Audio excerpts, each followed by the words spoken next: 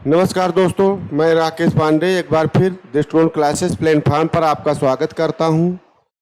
जैसा कि मैं आपको अलंकार पढ़ा रहा था और अलंकार में कल मैंने आपको अलंकार की परिभाषा, अलंकार के प्रकार और अलंकार के भेद ये मैंने पढ़ाया था, जिसमें मैंने आपको अनुप्रास अलंकार बताया था। अनुप्रास अलंकार किसे कहते हैं, अलंकार अनुप्रास अलंकार कितने भेद हैं, जहाँ पर वर्णों की आवृत्ति बार बार हो वहाँ अनुप्रास अलंकार होता है। मैंने बताया था, चारुचंद्र की चंचल किरणें खेल रही है जल थल में, स्वच्छ चांदनी बिछी हुई है अवनी और अंबर तल में, और यहाँ चा वर्ण की आवृत्ति बार बार हुई है। अलंकार के मैंने भेद बताए थे, 5 अनुप्रास अलंकार के 5 भेद होते हैं, मैंने बताया है। छेकानुप्रास, वृत्त्यानुप्रास, श्रुत्यानुप्रास, लाटानुप्रास और अनत्यानुप्रास, ये 5 होते हैं। जहाँ पर पूरा वाक्य को घेर ले, छेक ले, वहाँ छेकानुप्रास होता है। परदंत की पंकत कुंद कली, कंकन किंकिन नुपुर धुन सुन, कहत लखन सन राम हृदय सुन, है ना। ये आपका कंकन किंकिन, ये 2 शब्द आते हैं, बार एक साथ आए और पूरे वाक्य को प्रभावित कर देते हैं। परदंत की पंकत कुंद कली, कुंद कली भी पूरे वाक्य को प्रभावित कर देता है ना। किरत इसी तरह जो है आपके वृत्त्यानुप्रास भी होता है, जहाँ एक पूरे वृत्त की तरह वर्ण आ जाता है, जहाँ वर्ण की आवृत्ति पूरे वृत्त की तरह बन जाए वो वृत्त्यानुप्रास होता है। जैसे जैसे आपका आता है, पंद्रह गुरुपद पदुम परागा, सुरुच सुभाष सरस अनुरागा, चित चैत की चांदनी चाह भरे, चर्चा चालिब के चलाइयो ना, तो ये आपका वृत्त्यानुप्रास है। वृत्त्यानुप्रास, तेन इसमें सीता पहाँ जाए, तृष्टा कहीं सब कथा सुनाई, ये आपका श्रुत्यानुप्रास है ना।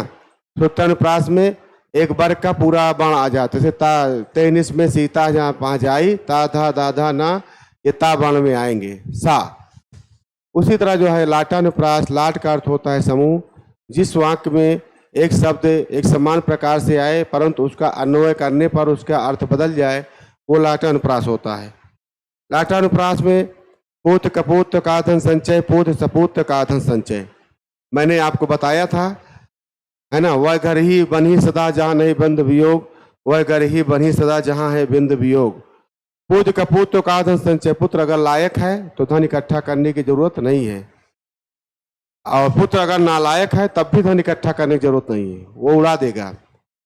इसी प्रकार जो है अनत्यानुप्रास को व्यापचारी अलंकार भी कहा जाता है, जिसमें आपके मेरे मन के प्रीत मनोहर तुम हो प्रियवर मेरे सहचर, यहाँ पर प्रथम वर्ण के अंतिम वर्ण रा आया है और दूसरी लाइन का अंतिम वर्ण भी रा आया है, दोनों का तुक हो जाता है, इसे तुकबंदी भी कहते हैं, है ना। लेकिन और अलंकार में भी तुकबंदी होता है, इसीलिए इसको व्यापचारी अलंकार भी कहा जाता है। तो आप जानते रहे, और इसमें आपको मैंने 5 पढ़ा दिया। श्लेष अलंकार पढ़ाया था, श्लेष श्लिष्ट धातु से बना होता है, जिसका अर्थ होता है चिपकना, है ना। जहां पर एक या एक से अधिक शब्द आए परंतु उसके भाव एक दूसरे से चिपके हुए हो, जुड़े हुए हो, वहां श्लेष अलंकार होता है।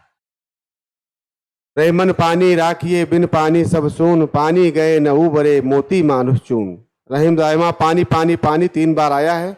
रहीमदास जी कहते हैं पानी माने सम्मान, सम्मान को बचा के रखना चाहिए, चरित्र को बचा के रखना चाहिए, है ना। जिस प्रकार चरित्र नष्ट हो जाता है, अगर सम्मान नष्ट हो गया तो समझो व्यक्ति का जीवन में सब कुछ नष्ट हो जाता है।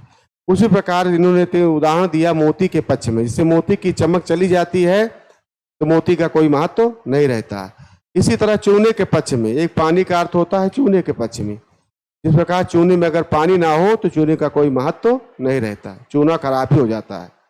तो इस तरह मैंने श्लेष अलंकार पढ़ाया था। चरण धरत चिंता करत चितवत चारी ओर, सुवरन को खोजत फिरत कभी व्यापचारी चोर, सब श्लेष अलंकार है। मेरी भव बाधा हरो राधा नागर सोई, जातन की झाई परे श्याम हरिद दुतु हुई। माया महा ठगनी हम जानी, त्रिगुण फांस लिए कर डोले, बोले मधुरी बानी। तो चलिए आगे चलते हैं, फिर इसके बाद श्लेष अलंकार के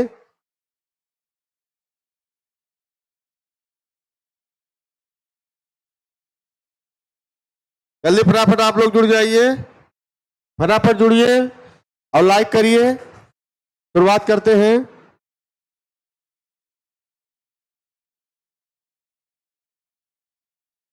यमक अलंकार। यमक अलंकार में आप लोग जानते हैं बहुत इंपॉर्टेंट है।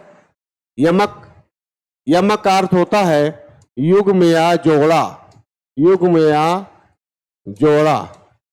ये दो जोड़े में आते हैं। पद एके नाना रच जिनसे जेतो वित्त, तामे ताको कार्य यमक माह दे चित्त। केशवदास ने कप्रिया में लिखा है। पद एकार्थ अक्षरम वावृत्तम स्थानीय में यमकम वामन काव्यालंकार सूत्रवित्त में लिखा है। परिभाषा है यमक का अर्थ है युग्म या जोड़ा। यही परिभाषा आपको याद करना है। जहां एक शब्द की एक की आवृत्ति दो या दो से अधिक हो पार होती है किंतु उनके अर्थ में भिन्नता होती है तो वहां यमक अलंकार होता है। फिर से देख लीजिए, यमक का अर्थ होता है युग्म या जोड़ा। जहां एक शब्द की आवृत्ति दो या दो से अधिक बार हो किंतु उनके अर्थ में अलग अलग हो, भिन्न हो, वहां यमक अलंकार होता है। दूसरे शब्दों में यमक का अलंकार का मूलाधार शब्दवृत्त के साथ अर्थ की विभिन्नता है। तो आपको ज्यादातर यही परिभाषा आपको याद करनी है। बस एक बार देख लीजिए, फिर आगे चलते हैं।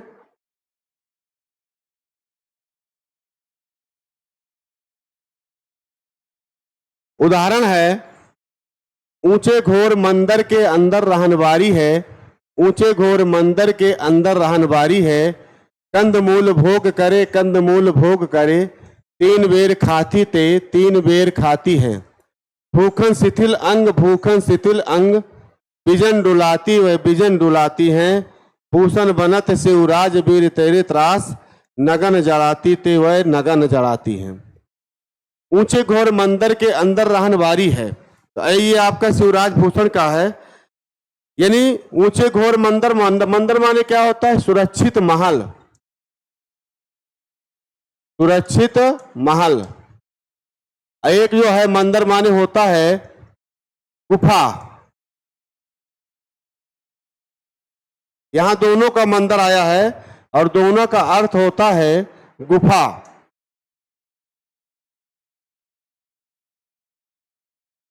तो एक तो बहुत सारे लोग जो रानियां वगैरह हैं सुरक्षित महल में रहती हैं, है ना, ऊंचे घोर मंदिर, ऊंचे घोर मंदिर के अंदर रहती है। और कुछ लोग जो है अपने सुरक्षित के लिए कहाँ रहते हैं? गुफा में रहते हैं, पहाड़ों की गुफा में। आगे कंदमूल भोग करे, यानी भगवान को कंदमूल प्रसाद चढ़ाया जाता है, एक प्रसाद से अर्थ है। और एक कंदमूल भोग करे, एक जंगल में क्या है? कंदमूल फल खाया जाता है। जंगल में क्या खाया जाता है? कंदमूल फल, कंदमूल फल खाते हैं जंगल में लोग। आदिवासी लोग क्या खाते हैं? कंदमूल फल। और भगवान जी को प्रसाद क्या चढ़ाया जाता है? कंदमूल फल। कंदमूल फल को भोग लगाया जाता है, इसलिए भोग करे, कंदमूल भोग करे, अर्थ आते हैं। लीजिए, मंदिर माने होता है सुरक्षित महल, एक मंदिर माने होता है गुफा। दूसरा होता है, एक आपका आता है कंदमूल भोग करे, भोग माने होता है प्रसाद, और कंदमूल भोग करे माने जंगल में कंदमूल फल खाया जाता है। तीन बेर खाती थी, तीन बेर हुआ। एक बेर माने होता है, बेर माने बेर शब्द दो बार आया है। एक बेर माने होता है प्रहर का नाम, प्रहर, सुबह दोपहर शाम। एक बेर माने होता है फल का नाम, तीन फल खाती थी मार, तीन फल, मात्र तीन फल खाती थी। तो तीन बेर खाती थे, वह तीन बेर मतलब होता है सुबह दोपहर शाम, तीन समय खाती हैं। और वह तीन बेर खाती है, मात्र तीन फल खाती हैं। एक बेर माने फल का नाम, एक बेर माने क्या होता है? प्रहर का नाम, सुबह दोपहर शाम। तो बेर बेर शब्द आया है। एक बेर आपका हो गया प्रहर, प्रहर का नाम, एक बेर हो गया फल का नाम। भूखन शिथिल अंग, भूखन शिथिल अंग, है ना। तो भूखन शिथिल अंग, भूखन शिथिल अंग माने होता है कामदेव, काम से अंग टूटना। भूखन शिथिल अंग माने होता है काम से अंग टूटना, काम से अंग टूटना। भूखन शिथिल अंग, भूखन शिथिल अंग, है ना। और कभी कभी भूख से अंग टूटना, इसका क्या हो जाएगा? भूख से अंग टूटना, है ना। नगर बिजन डुलाती व बिजन डुलाती है। बिजन माने होता है पंखा, पंखा डुला रही हैं, है ना, पंखा डुलाती है, पंखा गर्मी के कारण क्या है, पंखा डुला रही हैं, है ना। और एकांत स्थान पर भ्रमण करना, विजन डुलाती, तो एक विजन का होता है एकांत स्थान पर भ्रमण करना, घूमना।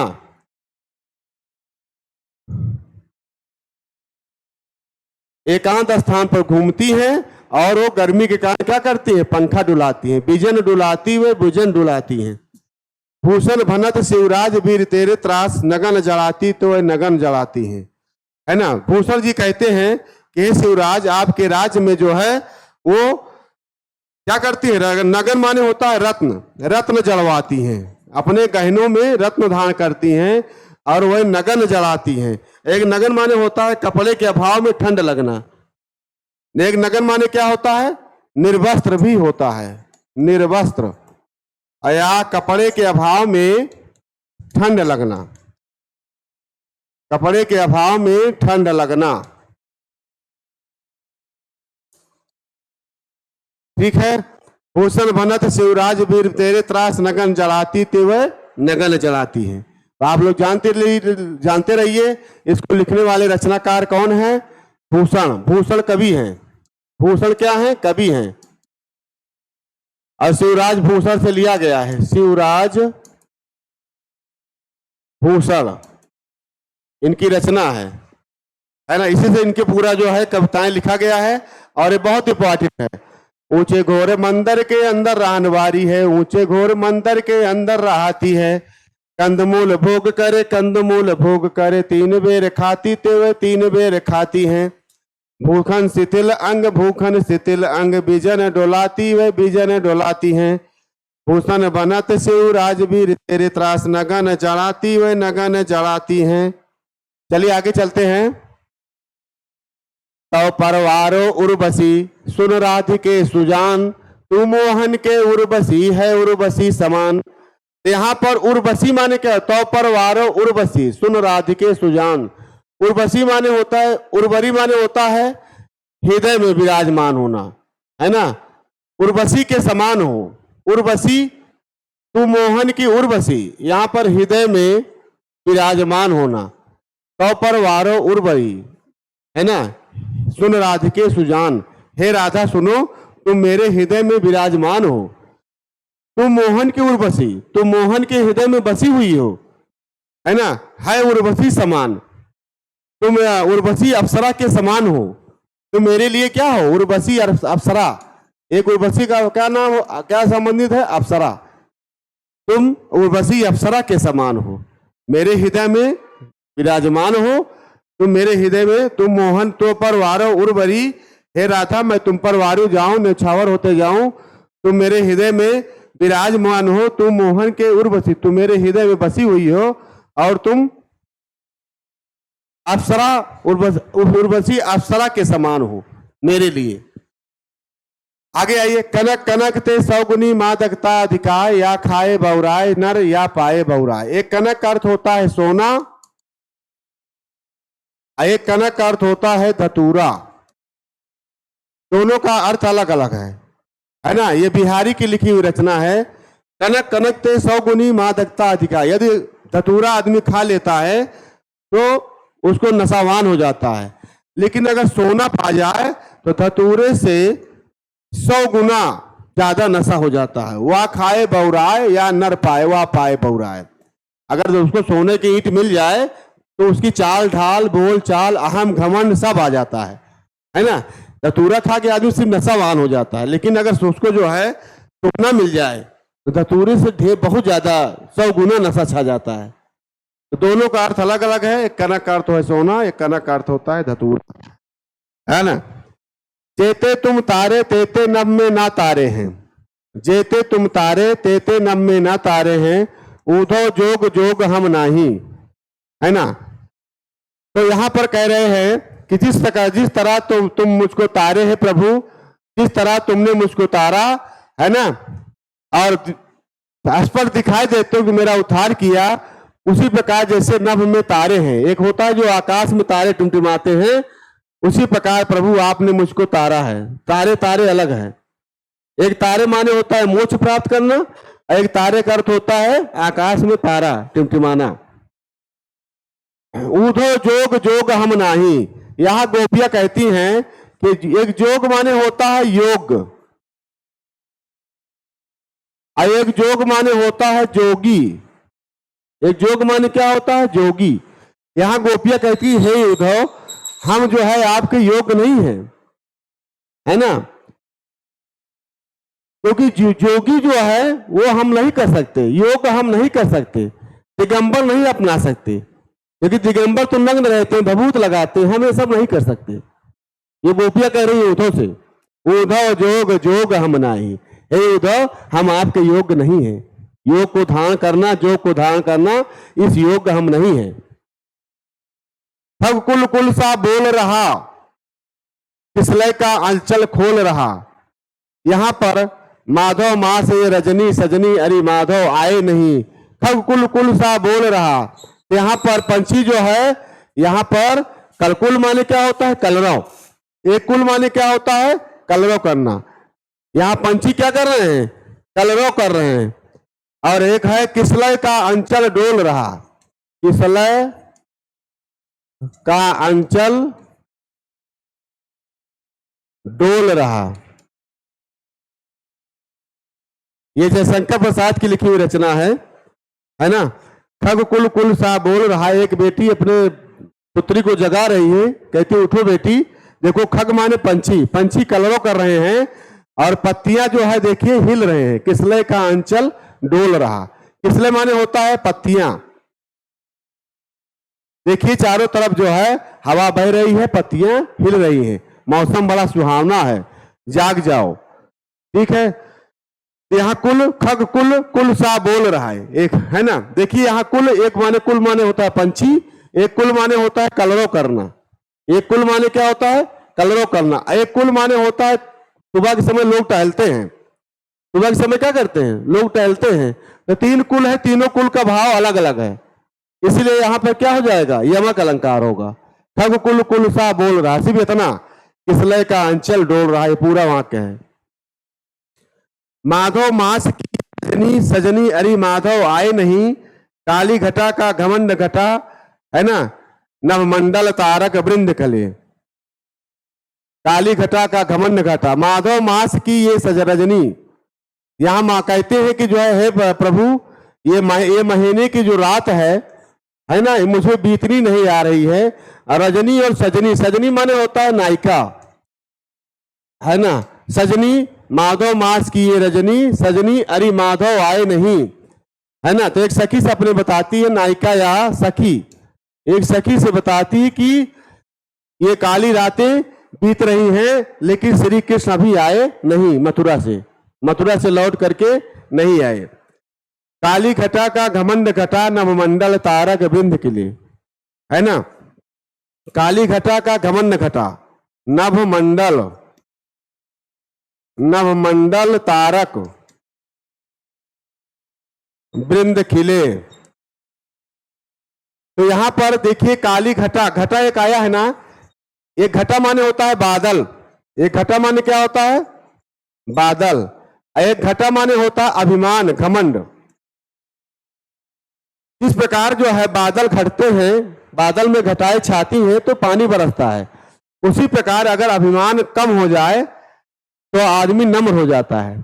अगर घमंड नहीं होगा तो अभिमान, आदमी नम्र हो जाएगा। काली घटा का घमंड घटा, नवमंडल तारक वृंद खिले।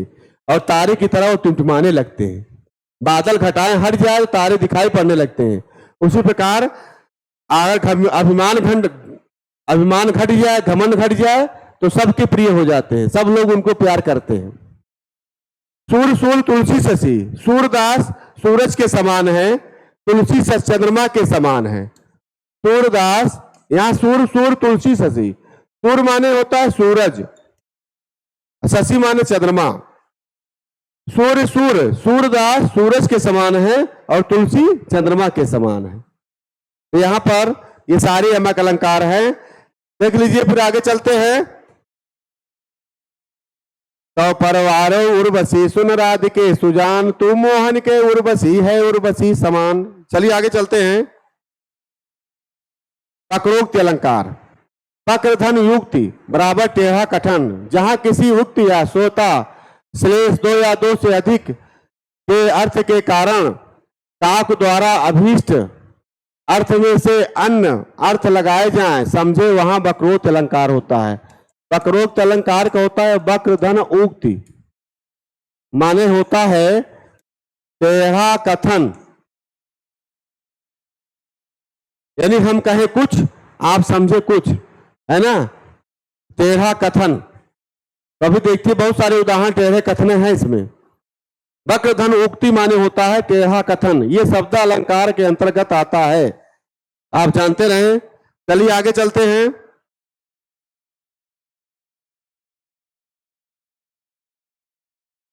तो तुम इत घनश्याम हो बरसो, नहीं मनमोहन है प्रिय, तो फिर क्यों पकड़त पाए। तो तुम इत आए कहाँ। यहाँ श्री कृष्ण जो है राधा के घर जाते हैं, राजा से पूछती हैं कौन है आप, तो कहते हैं मैं घनश्याम हूं। तो घन माने बादल होता है, तो आप कहीं दूसरी जगह जाके बरसिए, राधा कहती है, जबकि जान रही श्री कृष्ण आए हैं, जिनको छेड़ती है। का दरवाजा खटखटाते हैं तो राधा बोलती है कौन, तो कहें प्रिय मैं घनश्याम हूं। तो कहें जाके दूसरी जगह बरसो, यहाँ क्यों आए हो, है ना। तो तुम इत आए कहाँ घनश्याम हो, तो कित हो बरसो। तभी दोबारा पूछते, श्री कृष्ण जवाब देते नहीं मनमोहन है प्रिय, नहीं मैं मनमोहन हूं, घनश्याम नहीं हूं।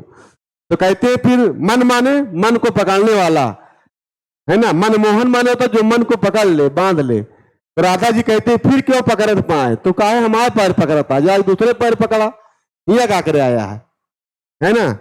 और है हम मुस्कुराते हैं तो वह समझते हैं कि हंसने की आदत है हमें, पर वे नहीं समझते यही है अदा उनसे दिल लगाने की, है ना। यहाँ पर हम मुस्कुराते हैं, नायिका मुस्कुरा रही है तो समझ रहे हैं कि ये बहुत हंसमुख स्वभाव की है, पर वो नहीं जानती कि वो नायिका जो है आपसे प्रेम करती है। वो नहीं समझ पा रहा, नायक समझ नहीं पा रहा है। तो मतलब नायक समझता है कुछ और नायिका समझती है कुछ। यहाँ पर वक्रोक्ति अलंकार है ना। आगे चलते हैं। इसके दो एक भेद और होते हैं वक्रोक्ति अलंकार के, काक वक्रोति, है ना। काक वक्रोक्ति अलंकार जहां कहे हुए कथन का कंठ ध्वनि के कारण दूसरा अर्थ निकले, वहां काक वक्रोक्ति अलंकार होता है ना। जहां किसी विशेष शब्दों के वर्षों पर बलाघात देख करके अर्थांतर या तार्थांतर न्यास किया जाए, वहां काक वक्रोक्ति अलंकार होता है। वक्रोक्ति अलंकार देख लीजिए, जहां कहे हुए कथन का कंठ के कारण दूसरा अर्थ निकले, वहां वक्रोक्ति अलंकार होता है। जैसे आप जानते रहे, मैं सुकुमारी नाथ बन जोगू, तुम्हें उचित तप मह कहाँ भोगू। तो मैं सुकुमार, यहां पर देखिए काक वक्रोक्ति अलंकार है। मैं सुकुमारी नाथ बन जोगू, यहां पर कहती है कि मैं, सीता जी कह रही हैं, राम जी कहते हैं तुम वन मत जाओ, तो सीता जी कहते हैं अच्छा मैं सुकुमार हूं, सुंदर कोमल हूं, मैं कोमल हूं, अब आप बन जाने योग्य हैं। आप वन में कंदमूल फल खाएं और हम यहाँ फिर पूरी खाएं, ये अच्छा रहेगा। तो सीता जी जवाब दे रहे हैं कि मैं सुकुमारी नाथ बन जोगू, मैं सुकुमार आप मुझे बना दिए, आप बन जाने के योग्य हैं। तुम्हें उचित तप माँ का भोग, ये आपका कहना उचित है कि आप वन में तपस्या करें और हम यहाँ जो है खीर पूरी खाएं। तो यहाँ सीता जी जवाब दे रही हैं, वाओ कृपा मूर्त अनुकूला, बोलत वचन झरत झन फूला, है ना। यहाँ पर राम जी की बातें ऐसा जो है बोल रहे हैं जैसे जो है पेड़ से फूल झड़ रहे हो, जैसे पेड़ से फूल झड़ रहे हो। वाओ कृपा मूर्त अनुकूला, बोलत वचन झरत जन फूला। मारो मत जाने दो फल को, केवल इसे न मारो दल को, है ना। आए हो मधुमास में प्रियतम आई है नाय, आए हो मधुमास में प्रियतम आई है नाय। ये भी आपका काक वक्रोक्त है, ये वेरी इंपॉर्टेंट है, ये भी बहुत बार आया है काक वक्रोक्ति अलंकार, है ना। आए हो मधुमास में प्रियतम आई है नाय, आए हो मधुमास में प्रियतम आई है नाय। मधुमास माने होता है बसंत का महीना, है ना। आए हो बसंत का महीना आ गया, लेकिन अभी हमारे नायक नहीं आए। आए हो मधुमास में प्रीतम आई है नाय, है ना। तो यहाँ बसंत का मौसम आ गया है, लेकिन प्रीतम जो है अभी हमको दर्शन नहीं दिए। तो मधुमास मधुमास। चलिए आगे चलते हैं। फिर मारो मत जाने दो खल को। यहां दुष्ट माने, खल माने दुष्ट, खल माने दुष्ट नीच। इनको मारो मत जाने दो, केवल इसे न मारो दल को। केवल जो है इसे न मारो, इसे माने अच्छे व्यक्ति सज्जन को न मारिए, बाकी सबको आप मारिए। चलिए आगे। विवसा अलंकार आदर, घबराहट, आश्चर्य, घृणा, रोचकता आदि को प्रदर्शित करने के लिए किसी शब्द को दोहराना विवसा अलंकार होता है। भिखारी दास के अनुसार एक शब्द बहुबार जहां अति आदर सो होई, ताई विवसा कहत है, कवि गोविंद सब खारी कोई। काव्य निर्णय से लिया गया है। विवसा अलंकार को होता है किसी शब्दों को दोहराना, जहां आदर प्रस्तुत किया जाए, किसी शब्द को दोहराया जाए, है ना, घृणा किया जाए, वहां पर रोचक कोई वस्तु हो, वहां विवसा अलंकार होता है। ये आपका शब्द अलंकार में ही आता है। अभी आप शब्द अलंकार ही पढ़ रहे हैं। चलिए आगे चलते हैं, इसके उदाहरण देखते हैं। फिर चहक उठे ये पुंज पुंज, कल कृंजित कर उर का निकुंज। फिर सुभग सुभग, फिर चहक उठे ये पुंज पुंज, कल कुंजित कर, कुंजित कर उर का निकुंज। यहां पर देखिए चहक उठे, उठे पुंज पुंज, पुंज पुंज जो है यहां पर 2 बार आया है ना। फिर चहक उठे पुंज पुंज, कल कुंजित कर उर का निकुंज, है ना। उर माने हृदय। किसी कुंज गली में कोयल कूंजती है तो उसका हृदय प्रफुल्लित होता है। इसी प्रकार चहक उठे ये पुंज पुंज, जैसे काश का फूल होता है, पूंजक पूंजा पूरा खिल जाता है, फूल पौधे तो सुनने में बड़ा अच्छा लगता है, उसके फूल निकल आते हैं, चारों तरफ फैल जाता है ना। तो फूलों की बाटी बगिया चारों तरफ फैल गई है। फिर सुभग सुभग, ये सुभग सुभग 2 बार आया है ना, जहां 2 बार आया है ना, विवसा अलंकार में 2 बार आया। रे रे दुष्ट ठाड़ किन मोही, रे रे दुष्ट ठाड़ किन मोहित, यहां रे रे भी आया है 2 बार, रे रे 2 बार आया है। ठीक है, ये आपका निर्भय चलिस न जाने से मोही, निर्भय न निर्भय होकर के ये जा रहा है। रे रे शब्द जो है 2 बार पहचान आ जाइए। रे रे दुष्ट ठाड़ की नोही, आज कितनी सदियों के बाद, देवी कितनी सदियों के बाद। यहां भी जो है ये आपका आया है, उदाहरण है। इसको पुनरुक्ता भास भी अलंकार कहते हैं, पुनरुक्ता भास या पुनरुक्त प्रकाश भी कहते हैं, पुनरुक्त प्रकाश भी कहा जाता है अलंकार ये वाला। आज कितनी सदियों के बाद, देवी कितनी सदियों के बाद। आज बहुत सदियों के बाद मुझे जो है इतना अच्छा खाने को मिला, आज बहुत दिन बाद मेरी आत्मा तुष्ट हुई। पुनरुक्त प्रकाश अलंकार है। चलिए और आगे है, इसमें एक उदाहरण और है। मधुर मधुर मेरे दीपक जल, मधुर मधुर मेरे दीपक जल, मधुर मधुर मेरे दीपक जल, ये महादेवी वर्मा की लिखी हुई कविता है। तो मधुर मधुर, यहां मधुर मधुर 2 बार आया है, यहां विवसा अलंकार है। आप जानते रहें विवसा का अर्थ होता है, शब्द अलंकार का एक भाग है, किसी शब्द को 1 बार 2 बार आ जाए, दोहराना। विवसा का अर्थ क्या होता है? दोहराना। 2 बार शब्द देखिए, पुंज पुंज, सुभग सुभग, रे रे, है ना।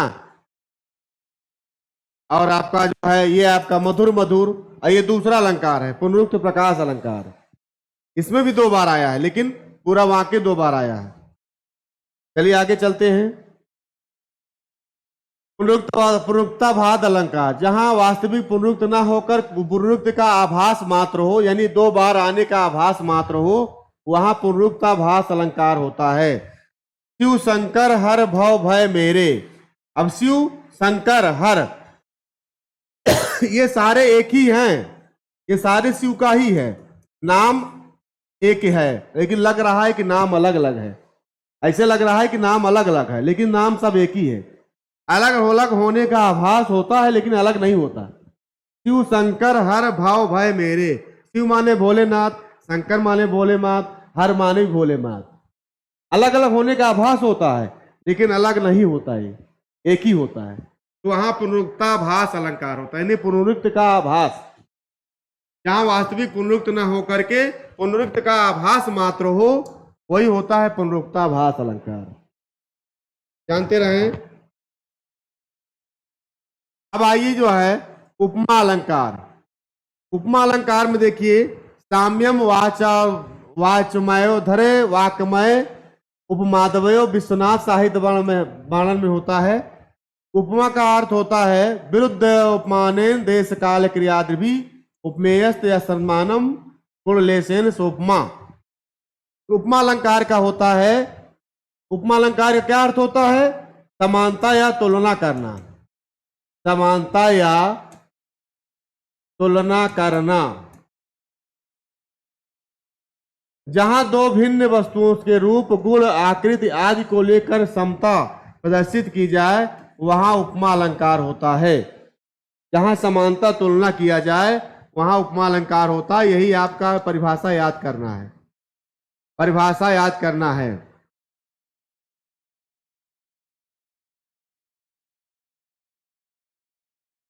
ये आपका टीजीटी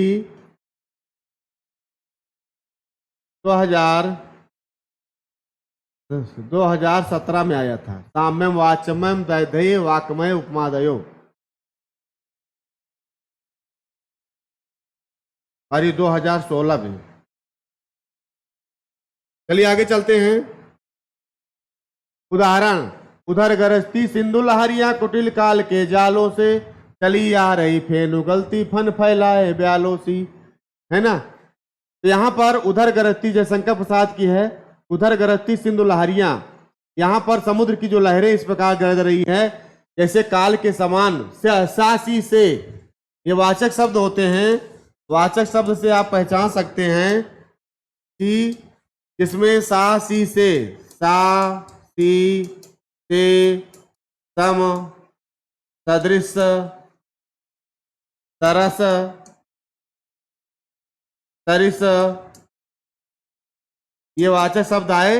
तो सा सी आया है ना, जिससे सी से फैला पहचान सकते हो।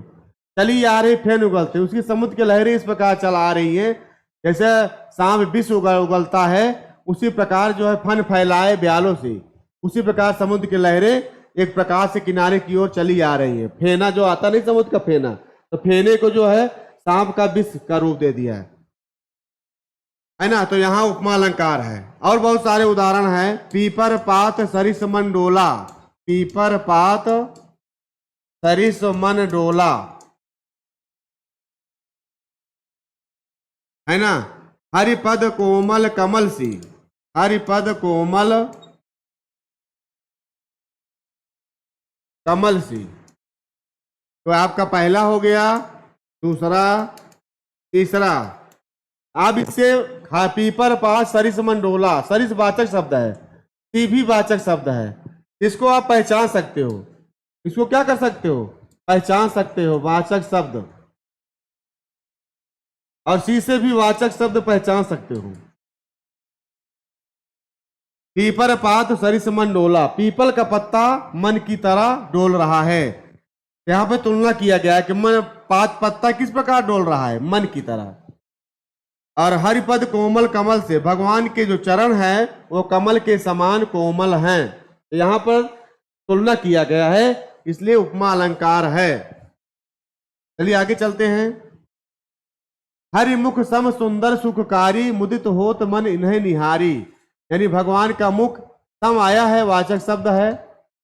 इतना सुंदर है, सुखकारी है, ऐसा लगता है कि इनके मन को, इनके मुख को निहारते रहे। तो सम से आप पहचान सकते हैं।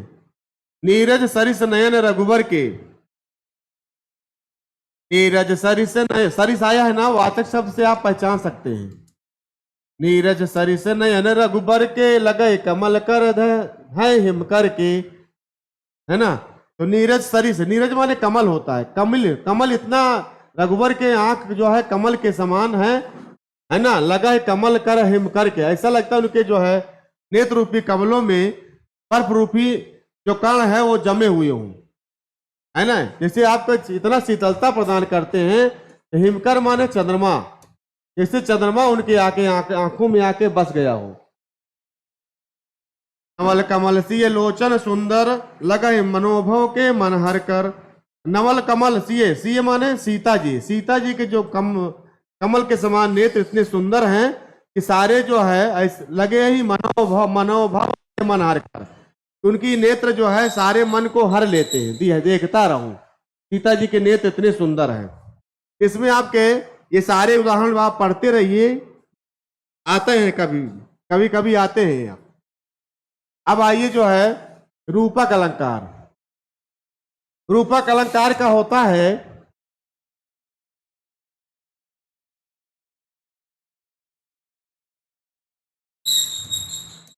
अभेद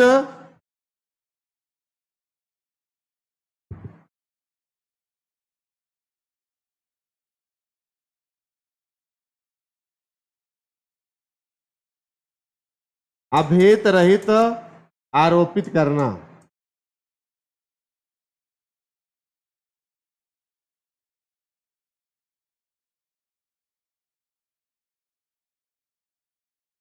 अभेद सहित, जैसे हम कह दिया जाए कि अगर वो डाली बैठी हो, जबकि उसको कह दिया जाए नहीं डाली नहीं है, ये नीलिमा है, तो नीलिमा को हम उन्हें आरोपित कर दिया जबकि है डाली।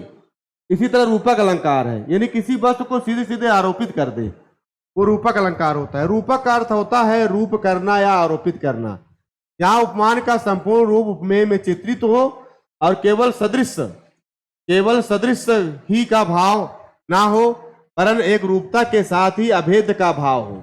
अभेद माने आरोपित कर देना, वहां रूपक अलंकार होता है। अभेद का भाव हो वहां रूपक अलंकार होता है। चलिए आगे चलते हैं।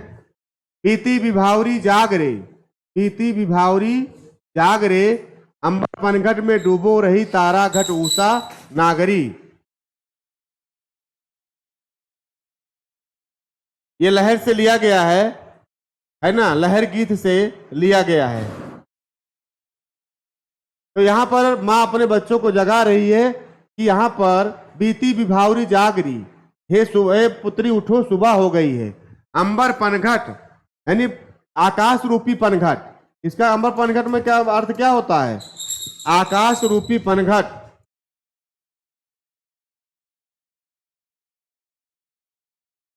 आकाश रूपी पनघट में है ना तारा घट उषा नागरी, यानी भोर रूपी जो घड़ा है ना, वो उसमें डूब रहा है। भोर रूपी घड़े में क्या डूब रहा है? तारा, तारा डूब रहा है। ठीक है, तो ये आपका रूपक अलंकार है।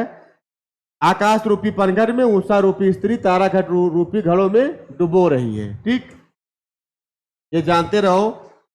श्री गुरु पदनक मणिगन ज्योति, ये बहुत इंपॉर्टेंट है, वेरी इंपॉर्टेंट है। तुमरत दिव्य दृष्टि ये होती है ना, श्री यानी यहाँ पर गुरु के जो नाखून है, नख माने नाखून, मणिगत ज्योति, मणि माने मणियों के समान चमक रहा है। तुमरत दिव्य दृष्टि होती है, ऐसा दिमाग में आता है जैसे कोई मुझे गुरुजी ने दिव्य दृष्टि के दर्शन दिखा दिए हो, है ना। नख माने क्या होता है? नाखून। गुरुजी के जो नाखून हैं वो इस तरह चमक रहे हैं मणि के समान। मणिगत माने होता है मणि, मणियों के समान चमक रहा है ना। यानी नाखून को क्या बना दिया गया? मणि बना दिया गया। तो रूपक अलंकार है। खेम की चहर गंग रावरी लहर, कलिकाल को कहर जमजाल को जहर है। यानी गंगा जी की जो लहर है, क्षेम माने होता है मोक्ष प्रदान करने वाली, है ना। गंग रावरी लहर, गंगा की लाहौरी जो गंगा की जो लहर है, कलिकाल को कहर है, यानी कलिकाल माने होता है जन्म मरण के चक्र से मुक्त पा जाना। गंगा में कहते हैं कि बार नहा लिया, कर लिया, अमृत पान कर लीजिए तो जन्म मरण के चक्र से मुक्ति मिल जाती है। कलिकाल को कहर है ना, जमजाल को जहर है। यानी काल को जो है नाश, काल को क्या करती है, वो खत्म कर देती है। और जमजाल माने होता है आवागमन चक्र, आवागमन चक्र से मुक्ति मिल जाती है। तो यहाँ पर कई कई कई जगह रूप दिया गया है, तो माला रूपक है, इसको कहते हैं माला रूपक, माला की तरह गुथ जाता है ना। छेम की चहर गंगरावरी रहल, कलिकाल को कहर जमजाल को कहल, चहर है, ठीक है। तो आप जानते रहे ये माला रूपक है, रूपक अलंकार ही है। अब आइए जो है उत्प्रेक्षा अलंकार। उत्प्रेक्षा का अर्थ होता है अनुमान या संभावना प्रकट करना, अनुमान या संभावना प्रकट करना। जहां उपमेय में कल्पित उपमान की संभावना व्यक्त की जाती है वहां पर उत्प्रेक्षा अलंकार होता है। इसमें जो वाचक शब्द होते हैं उत्प्रेक्षा में, इसमें मनु, मनहु, जनु, जनहु, जानो, ये वाचक शब्द है। जैसे उपमा अलंकार में सासी से सम सदिश आता है, उसी तरह ये भी आता है। जानो, ये सारे आएंगे। मनु, मनहु, जनु, जानहु, जानो, क्यों आदि, मकहु, ये सारे आते हैं, वाचक शब्द हैं। उदाहरण में आएंगे, देख लीजिएगा। चलिए आगे चलते हैं।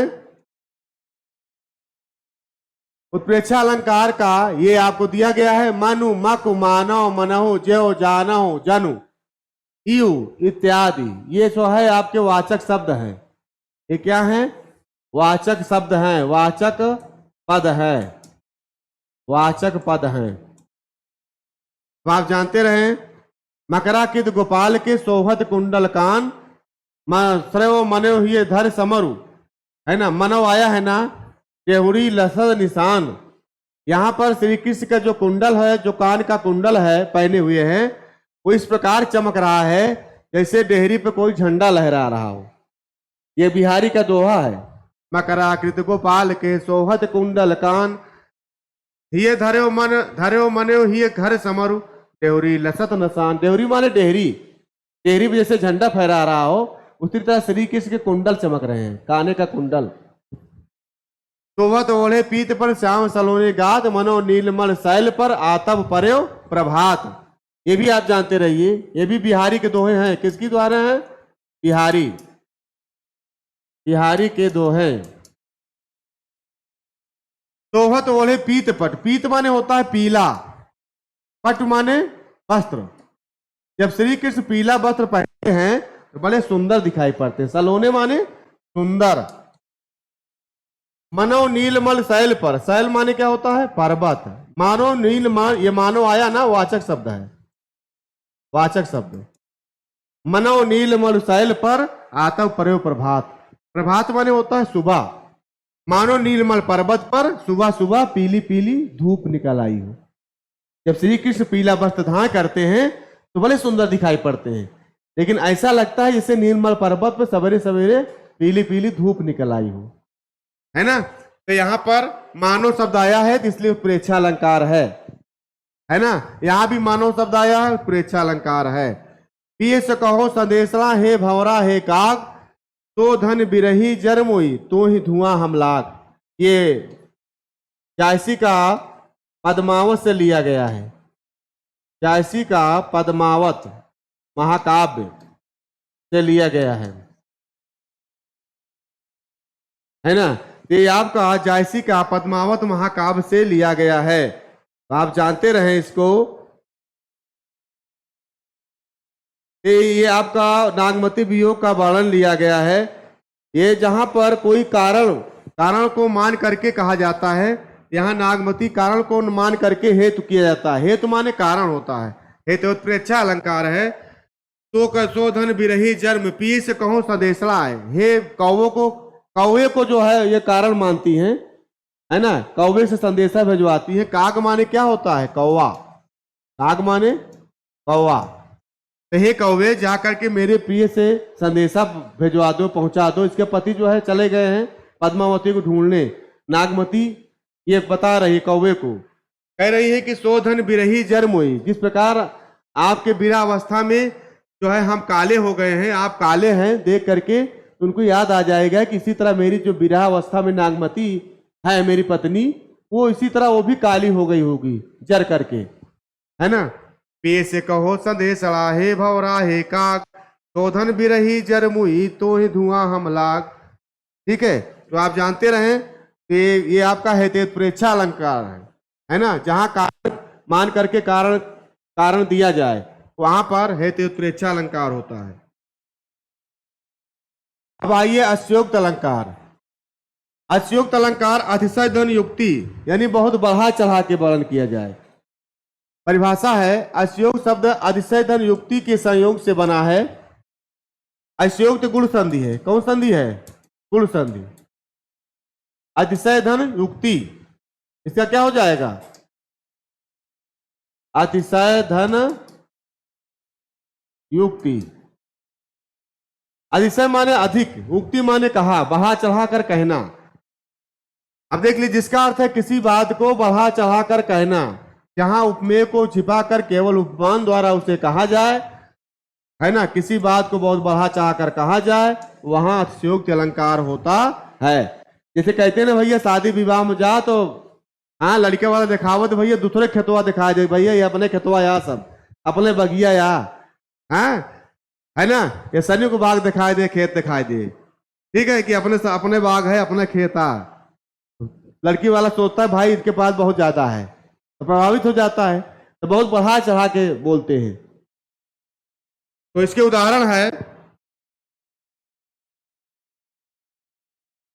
विद हरिहर पद को विद वाणी, कहत साधु महिमा सकुचानी, बांधा या विद को किसने इन काली जंजीरों से, मणि वाले फणियों का मुख क्यों भरा हुआ हीरो से, क्यों भरा हुआ हीरो से।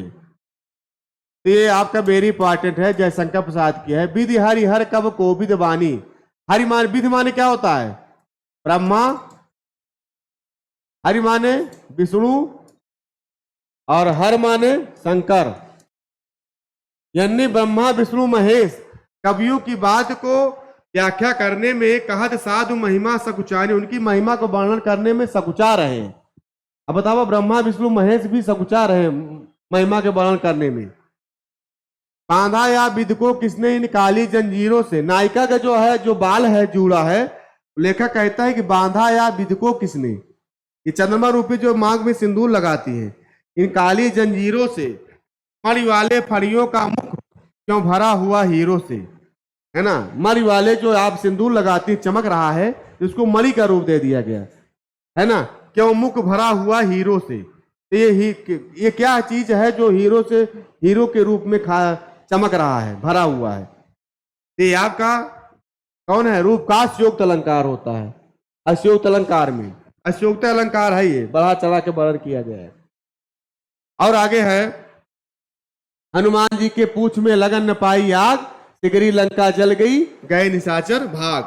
हनुमान जी के पूछ में आग नहीं लगी और लंका जल गई और राक्षस भी भाग गए। ठीक है, आप जानते रहें, ये भी इसी में आता है। आगे नदियां बढ़ी अपार, घोड़ा कैसे उतरे पार, राणा ने सोचा इस पार, तब तक चेतक था उस पार। तो यहां पर भी जो है कौन सा अलंकार है? अश्योक्त अलंकार है। ठीक है, आप जानते रहें। चलिए आगे चलते हैं। संदेह अलंकार आइए। जहां उपमेय में उपमान की संशय या शंका हो, वहां संदेह अलंकार होता है। संदेह माने सादृश्य मूलक होता है, लेकिन ये निश्चयात्मक नहीं होता, लेकिन ये निश्चयात्मक नहीं होता, अनिश्चित रहता, अनिश्चित रहता है, अनिश्चित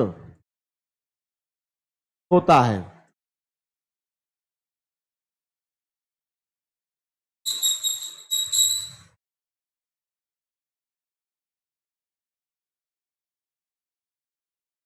अनिश्चित होता है। ठीक है, तो जहां उपमेय में उपमान की संशय आशंका हो, वहां संदेह अलंकार होता है। संदेह सादृश्य मूलक होता है, लेकिन निश्चयात्मक नहीं, लेकिन निश्चय नहीं होता। चलिए आगे चलते हैं। केदो भीम बीतिका भरी है, भूरी धूमकेतु वीर रस वीर तलवार सी उघारी है, तुलसी सुरेश चाप केदो दामनी कलाप। ये दो चली मेरे तो किसान सारू भारी है। तो यहाँ पर हनुमान जी का जो है वीर रस में वर्णन किया गया है लंका दहन। तो केदो भीम भीतिका भरी है भूरी धूम के, जो हनुमान जी लंका को जलाते हैं तो जब लंका की लपटें निकलती तो ऐसा लगता है कोई धूमकेतु फवारा फूट रहा हो, और कोई वीर रस वीर तलवार से उघारी, कोई जो है वीर पुरुष तलवार से नंगी तलवार से उघाड़ दिया हो, निकाल लिया हो। तुलसी सुरेश चाप, तुलसी जो है तो कहते हैं इंद्र जो है अपने धनुष से लग रहा है कि जो है ऐसे बाण छोड़ रहा है, ऐसा बिजली चमक रही है, चारों तरफ प्रकाशित हो गया। कि जो चल मेरे तो किसान सारे भारी है ना। और किसान पर्वत ऐसा लग रहा है कि पूरे आकाश को लील लेना चाहते हैं। तो तुम श्यामल गौर शरीरा क्षत्रिय रूप फिरो वन वीरा, को तुम तीन देव माँ को नर नारायण की तुम दो। यहाँ भी ये भी वेरी इंपॉर्टेंट है। हनुमान जी पूछ रहे हैं रामचंद्र जी से कि आप गोरे वाले या सांवले वाले आप कौन हैं। जब सीता जी को खोज रहे थे तभी हनुमान जी मिलते हैं, क्या आप कोई नर नारायण तो नहीं है। यहाँ से हनुमान जी को संदेह रहता है। ठीक है, तो आप जानते रहे परिपूर्ण सिंदूरपुर केथो मंगल घट, कीधो शक्र को छत्र मणो की मारिक मयूक पट, सारी बीच नारी है कि नारी बीच सारी है कि सारी ही की नारी है कि नारी ही की सारी है। यहाँ सारी और नारी में संदेह हो जाता है, ये वेरी इंपॉर्टेंट है। आप जानते रहें कि नारी है कि सारी है कि सारी है कि नारी है, नारी और सारी में संदेह होता है, इसलिए क्या है संदेह अलंकार है।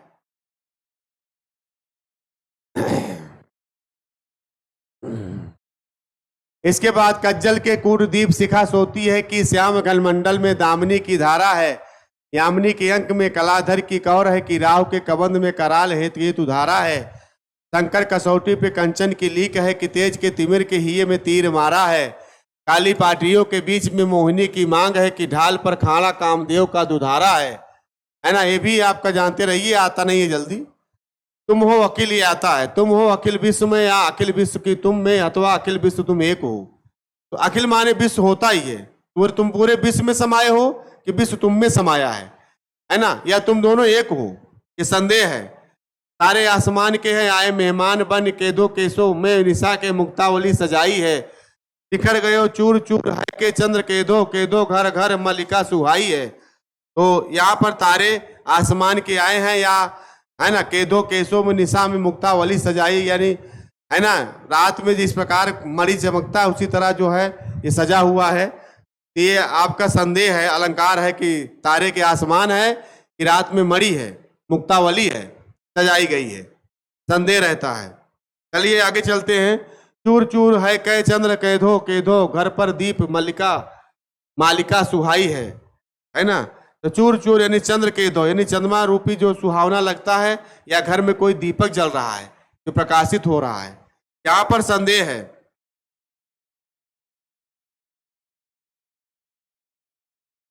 चलिए भ्रांतिमान अलंकार होता है।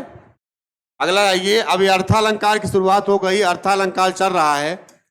समानता के कारण उपमेय को भ्रमवश उपमान समझ लिया जाए, वहां भ्रांतिमान अलंकार होता है।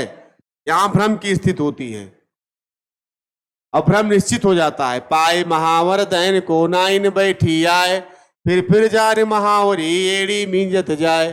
यहाँ जो है नाइन जो है क्या करती है, महावरी देती है, रंग देती है नाइन, और नायिका का पैर इतना गोरा है कि बार बार एड़ी को मींज रही है, उसको भ्रम हो गया है।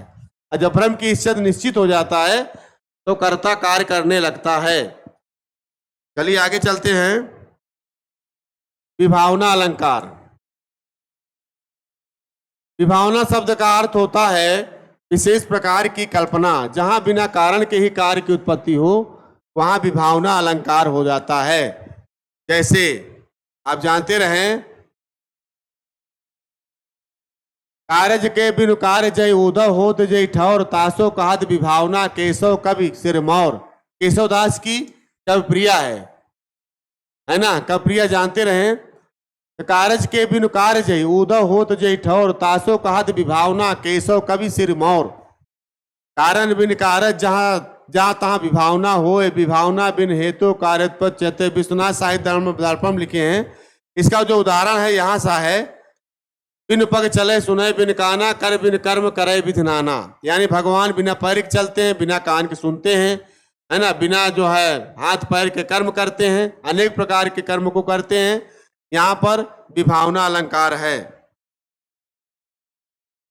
आनंद रहित सकल रस भोगी, बिन वाणी वक्ता बड़ जोगी। यानी बिना मुख के जो है साले रस का भोग करते हैं, बिना मुख के वो सारी बातें बोलते हैं। शून्य भीत पर चित्र रंग नहीं, बिन तन बिन लिखा चितेर। यानी भीत पर जो है चित्र ऐसा रंग हो रहा है जैसे लगता है कोई जो है उसमें जो है अब हमारे मन की बात को उसमें उकेर दिया हो। तो आप जानते रहे, बाकी बदनहीन सो ग्रसे चराचर, पान करे सो जाए, लाज भरी अखिया बेसी बल बोल कहे बिन उत्तर दीनी।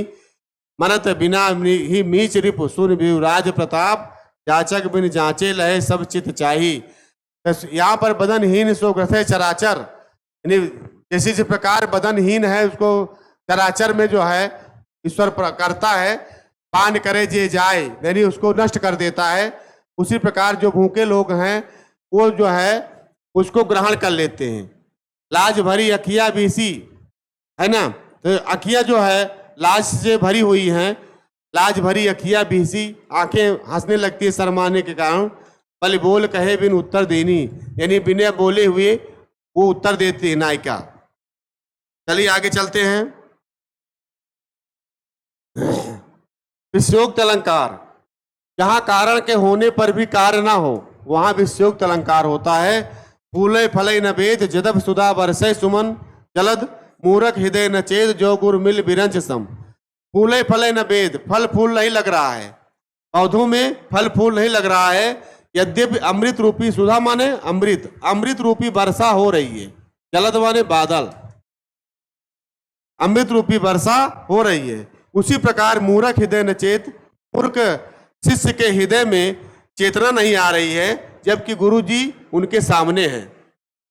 तो यहां पर कारण होने पर भी कार्य नहीं हो रहा है ना।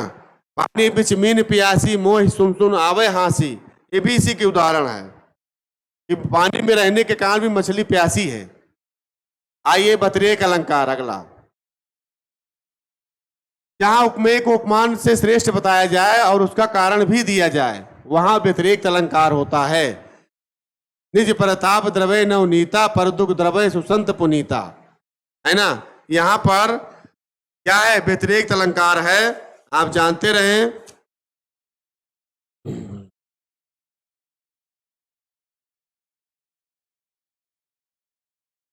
संत हृदय नवनीत समाना, इसका एक और है ऊपर का, संत हृदय नवनीत समाना, नवनीत समाना, संत हृदय नवनीत समाना। कहा कबिन पर कहे न जाना, कहा कबिन पर कहे न जाना। यहां पर देखिए श्रेष्ठ बताया जाता है, उपमेय को उपमान से श्रेष्ठ बता रहा है। संत का हृदय नवनीत, नवनीत समाना, यानी नवनीत माने होता है मक्खन, संतों का हृदय मक्खन के समान है। कहा कबिन पर कहे न जाना, बिना कहे हुए बात को लोग समझ जाते हैं। जिस प्रकार निज परिताप रहे नवनीता, जिस प्रकार मक्खन जो है तापमान बढ़ने पर पिघलने लगता है, उसी प्रकार पर माने दूसरों का दुख, दूसरों का दुख को देख करके साधु लोग पिघल जाते हैं, है ना। तो आप जानते रहे, बहुत बढ़िया उदाहरण है, वेरी इंपॉर्टेंट। चलिए आगे चलते हैं। प्रतीप अलंकार, प्रतीप अलंकार जहां उपमेय को उपमान से श्रेष्ठ बताया जाए और कारण ना दिया हो वहां प्रतीप अलंकार होता है। ये उपमा अलंकार का उल्टा होता है, उपमा अलंकार का उल्टा होता है।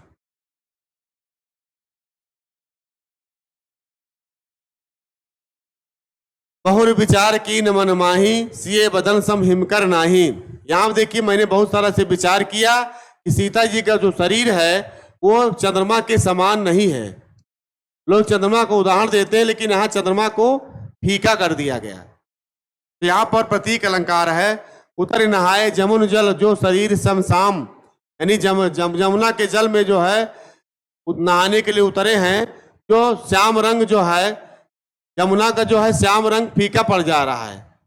ठीक है। उतर नहाए जमुन जल जो शरीर समश्याम, शरीर जो है इतना सांवला है कि जो है जमुना जो श्याम रंग भी फीका पड़ जा रहा है।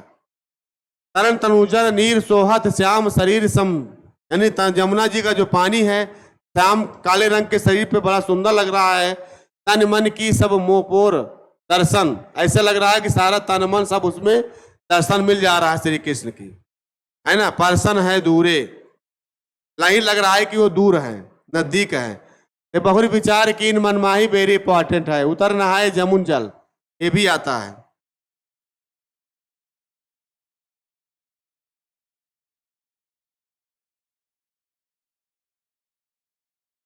विद्युत की दुध फीकी लगे रघुबीर प्रिया मुख के आगे, चांदनी चंद की मंद परे विद पाए मनो निज कोमुद मागे। नघ अग खनेक बरीसा सुर न होइए सुख सब कोसा, भूपद भवन सुभार सुहावा सुरपद शरण पटतर आवा। संध्या फूली परम प्रिया की कांत सी दिखाती, इन तसनों के अधरों के आगे क्या मुक्ता है विदुम क्या। उसी तपस्वी से लंबे थे देवदार दो चार खड़े, ये बहुत इंपॉर्टेंट है। यानी जो जो जो चार पुरुष खड़े हुए हैं वो देवदार के समान लग रहे हैं, है ना। देवदार भी उनसे छोटा पड़ जा रहा है। ये उदाहरण दिया जा रहा है, देवदार का पेड़। देत मुस्कान सुंदर हर्ष मुनि प्रताप उदार है तेरी तलवार सी कालिंदी को उधार। कालिंदी माने यमुना। सकल सुख की नींव कोट मनोज शोभा हरणी, सकल सिख की नींव कोट मनोज, मनोज माने कामदेव, कामदेव सकल सुख की नींव, ये सुख की नींव है जो करोड़ों काम जो शोभा को हरने वाले हैं। चलिए आगे चलते हैं।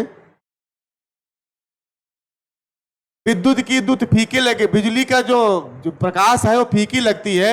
रघुबीर प्रिया यानी सीता जी के मुख के आगे वो फीकी लगने लगती है। ठीक है। चांदनी चंद की मंद परे, यानी चांदनी की जो चंद्रमा की रोशनी है चांदनी के आगे जो है मंद पड़ जाता है, धीमा पड़ जाता है। विद्युत पाई मनो निज कोमुद मांगे, यानी कौमुदी माने भी चांदनी होता है। ऐसा लग रहा है कि विद्युत की रोशनी जो है चांदनी के आगे फीकी पड़ जा रही, वो रोशनी मांग रही है। चलिए आगे चलते हैं।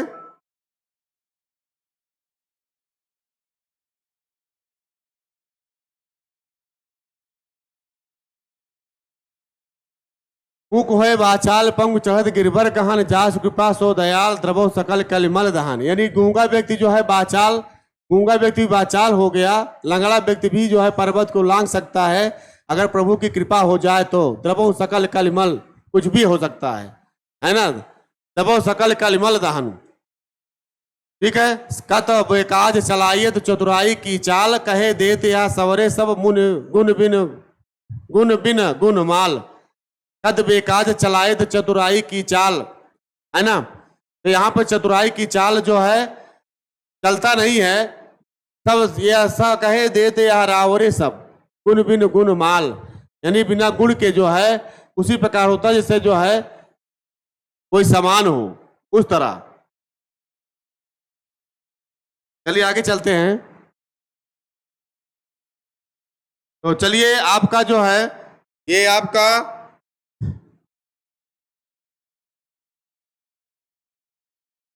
यहां तक आपका लिखा गया था, समाप्त हो गया।